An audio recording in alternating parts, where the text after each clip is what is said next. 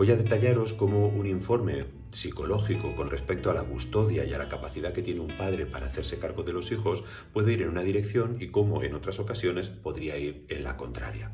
Estoy pensando en un caso que he trabajado recientemente en donde me presentan un informe realizado de una familia, de una madre, de un padre y en este caso específicamente de dos hijos. Se hace el análisis de los hijos, se añade información sobre su historia evolutiva, sobre las características que tienen cada uno de ellos. Se habla también de las características y perfiles de la madre y perfiles del padre. En este caso, la psicóloga que evaluó a esta familia lo que hizo fue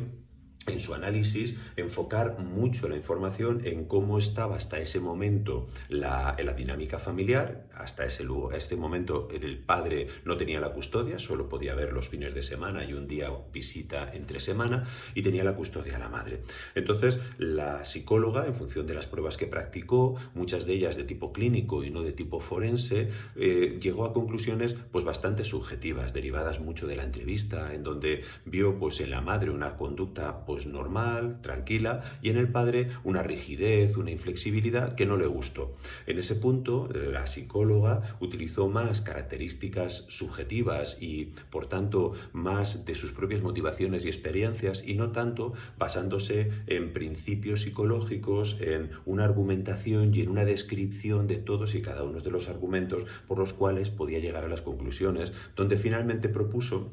mantener la custodia que había, ya que el padre era quien pedía poder estar con sus hijos de forma alterna cada semana. Mi trabajo consistió precisamente en observar bien cuál había sido la evaluación y en entender que, de hecho, en ninguno de los test y en ninguna de las entrevistas que había practicado y que se reflejaban en el informe, había ningún dato indicador de que el padre no pudiera hacerse cargo de esa custodia. Claro, la cuestión es que hubo que ir al juicio y hablar delante del juez con la otra perito para que pudiéramos argumentar nuestros puntos de vista y gracias a eso poder llegar a una conclusión y poder o mantener lo que había o plantear un régimen de custodia diferente. Cuestiones que a veces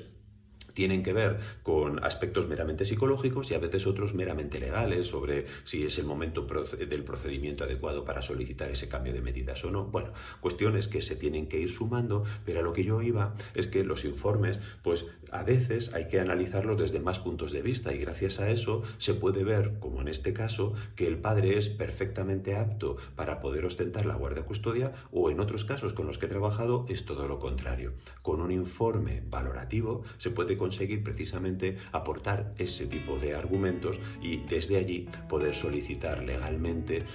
los cambios que se consideren adecuados.